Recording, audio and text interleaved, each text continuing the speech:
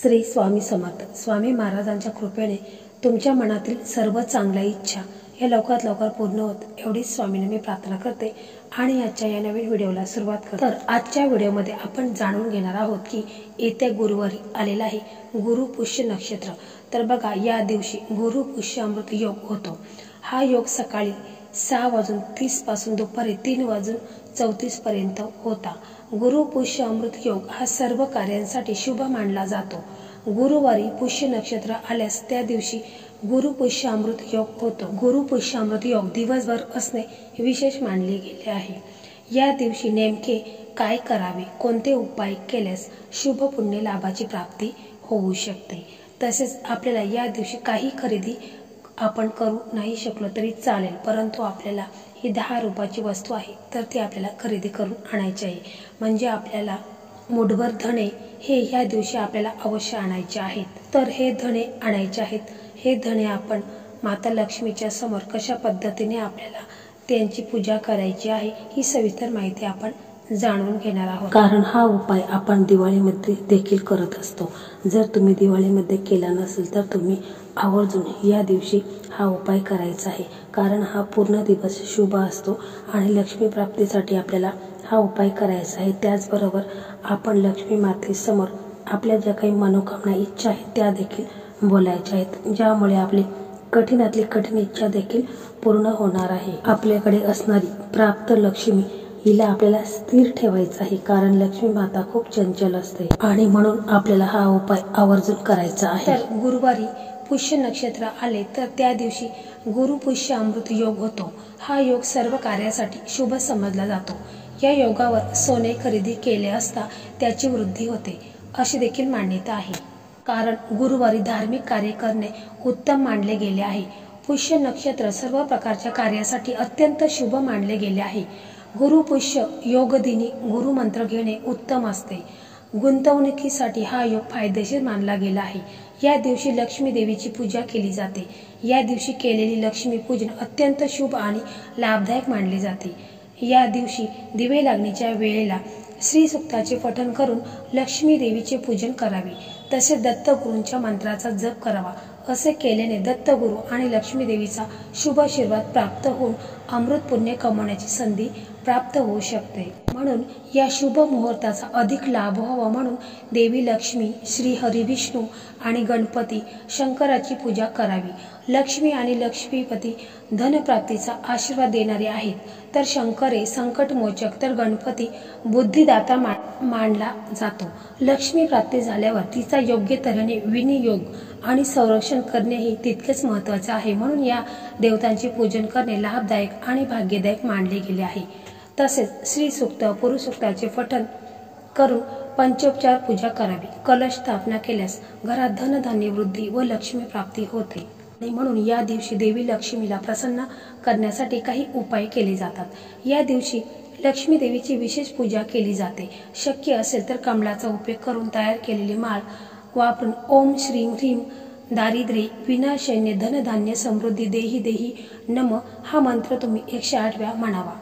गुरु पुष्य अमृत योगाच्या दिवशी शुभ योगात घराच्या मुख्य दरवाजावर स्वस्तिक चिन्ह लावणे शुभ असते. असे केल्याने माता लक्ष्मी घरात वास करते असे मानले जाते. तसेच या दिवशी सकाळी आणि तिन्ही सांजेला देवी लक्ष्मी समोर तुपाचा दिवा लावणे खूप शुभ मानले जाते. या दिवशी जर कोणी जास्त काळ पैसे गुंतवले तर त्याला भविष्यात चांगले फळ मिळते असेही म्हटले जाते. एवढेच नाही तर या नक्षत्रात शिल्पकलेचा आणि चित्रकलेचा अभ्यास सुरू करणे, घर बांधणे, नवीन काम सुरू करणे, नवीन व्यवसाय करणे, गुंतवणूक करणे इत्यादी शुभ असतात. गुरु पुष्य अमृत योगाचे फार महत्त्व आहे. या दिवशी हाती घेतलेल्या कामामध्ये यश मिळवायचे असल्यास आपल्या कुलदेवतेचे मनोभावे पूजा करणे शुभ फलदायक असते. गुरु पुष्य अमृत योग पूजा, मंत्र, तंत्र, संकल्प, साधना, जप करण्यासाठी अतिशय उत्तम आहे. आणि म्हणून या दिवशी आपण जर काही उपाय केले तर त्या उपायाचा देखील आपल्याला जास्तीत जास्त फळ हे प्राप्त होत असते. आणि म्हणून या दिवशी आपण काही उपाय, काही सेवाही करायची असतात. तर गुरु पुष्य अमृत योगाच्या दिवशी आपण आपलं घर देखील स्वच्छ करायचं आहे. घरामध्ये जाळी जळमट असेल ते काढायचे आहेत. तसेच आपला उंबरठा आहे तर तो देखील स्वच्छ पुसून घ्यायचा आहे. त्याच्यावरती शक्य असेल तर हळदीचं लेपन करायचं आहे. तसेच आपला प्रवेशद्वार आहे, मुख्य दरवाजा आहे, तिथे स्वस्तिक चिन्ह काढू शकता. आपली गॅसची शेगडी आहे, तिथे अन्नपूर्णा देवीचा वास असतो, तर ती देखील स्वच्छ घासून पुसून ठेवायची आहे. असे मानले जाते की या दिवशी घरात गंगाजल शिंपडावे. धार्मिक मान्यतेनुसार ज्या घरात स्वच्छतेची काळजी घेतली जाते त्याच घरात देवी लक्ष्मीचा वास असतो. या दिवशी भांडणे करायचे नाहीत. इथे कुटुंबातील सदस्य प्रेमाने राहतात त्या घरात देवी लक्ष्मीचा वास असतो. तर बघा, आपल्याला या दिवशी आपल्याला धणे आणायचे आहेत. जर तुम्हाला सोने खरेदी करणे शक्य नाही तर तुम्ही मुठभर धणे आणायचे आहेत. तसेच हा दिवस शुभ असतो, त्यामुळे तुम्ही हा उपाय सकाळी किंवा संध्याकाळी करू शकता. महिला हा उपाय करू शकता किंवा पुरुषांनी केला तरी देखील चालेल.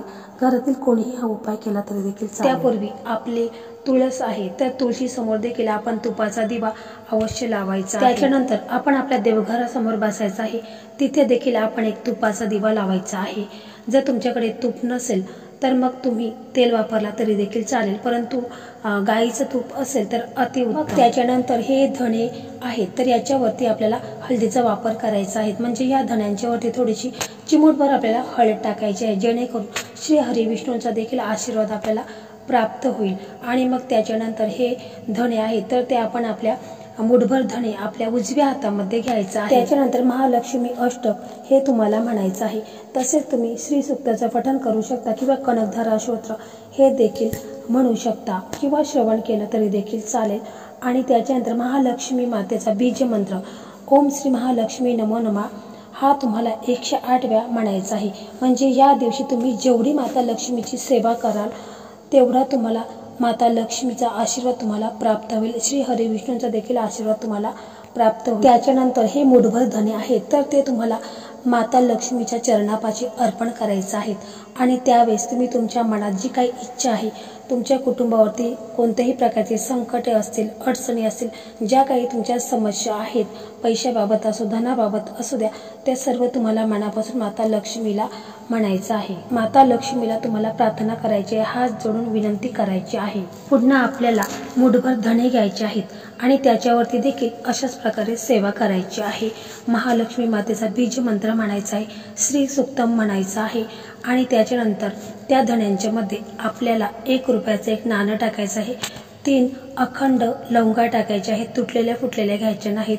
त्याच्यानंतर एक पिवळं कापड किंवा लाल कापड घ्या, त्याच्यामध्ये हे जे धणे आहेत तर ते ठेवा आणि त्याची पोटली बनवा. आणि ही पोटली तुम्ही तुमच्या मुख्य प्रवेशद्वार आहे तर त्याच्या आतल्या बाजूला ही पोटली तुम्हाला या दिवशीच लावायची आहे. आणि माता लक्ष्मीचा आशीर्वाद आपल्याला मिळाल्यावर आपल्या घराची भरभराट होईल, जेणेकरून माता लक्ष्मी ही आपल्या घरामध्ये प्रवेश करेल. त्याच्यानंतर बघा, आपण थोडे मुठभर धणे अजून घ्यायचे आहेत आणि मग त्या धण्यांच्या वरती देखील अशाच प्रकारे सेवा करायची आहे.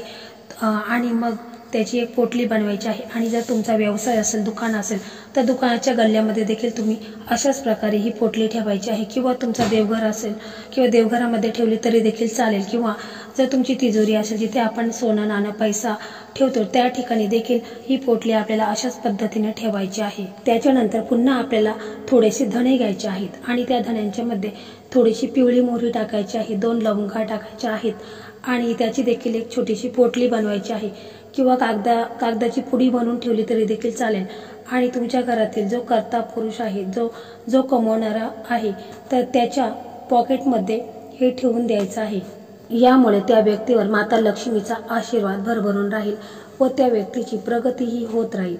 पैशाच्या ज्या काही समस्या अडचणी आहेत तर त्या देखील दूर होतील. त्याच्यानंतर थोडेसे चिमूटभर धणे घ्यायचे आहेत, त्याच्यामध्ये आपण थोडी पिवळी मोहरी टाकायची आहे. त्याच्यानंतर थोडे धणे घ्यायचे आहेत, त्याच्यावरती आपल्याला पिवळी मोहरी टाकायची आहे, 2 तेजपत्ता टाकायचा आहे आणि 2 अखंड लवंगा टाकायच्या आहेत आणि भीमसेन कापूरच्या 2 वड्या टाकायच्या आहेत आणि हे पेटवायचं आहे. आणि अशा पद्धतीने पेटवायचं आहे की जेणेकरून धूर पूर्ण आपल्या घरामध्ये जाईल, अशा पद्धतीने धूर करायचा आहे. पूर्ण घरभर हा धूर फिरवायचा आहे, जेणेकरून आपल्या घरामध्ये जी काही नकारात्मकता आहे, जे काही दोष आहे, जे काही करणीबाद आहे, ती दूर होईल. माता लक्ष्मीचा श्री हरिविष्णूंचा आशीर्वाद तुम्हाला प्राप्त होईल. त्याच्यानंतर आपण लक्ष्मी मातेच्या चरणापाशी थोडे धणे ठेवलेले आहेत, तर ते धणे घ्यायचे आहेत. त्याच्यामध्ये 1 रुपयाचं नाणं घ्यायचं आहे आणि 2 लवंगा टाकायच्या आहेत, 2 हिरव्या वेलच्या टाकायच्या आहेत आणि त्याची पोटली करून ती आपण आपल्या देवघरामध्ये ठेवायची आहे। जेणेकरून आपण रोजची रोज देवपूजा करत असतो त्यावेळेस त्या पोटलीची देखील आपण पूजा करायची आहे। माता लक्ष्मीचा आशीर्वाद, श्री हरी विष्णूंचा आशीर्वाद आपल्याला प्राप्त होईल व आपल्या घराची भरभराट होईल। तर अशा प्रकारे आपल्याला हा उपाय आहे तर आवर्जून गुरुपुष्यामृत योगावरतीच करायचा आहे, कारण 3.5 मुहूर्तापैकी हा एक शुभ मुहूर्त असतो आणि या दिवशी केलेली सेवा जे काही उपाय आहेत तर त्याचा आपल्याला लाभ होत असतो। फक्त मुठभर धने आपल्याला लागणार आहेत। तर मंडळी, अशा प्रकारे आजचा हा व्हिडिओ होता। तर हा व्हिडिओ तुम्हाला कसा वाटला कमेंटमध्ये नक्की सांगा। व्हिडिओ आवडला तर व्हिडिओला लाईक करा, शेअर करा आणि चॅनलला सबस्क्राईब करा। धन्यवाद।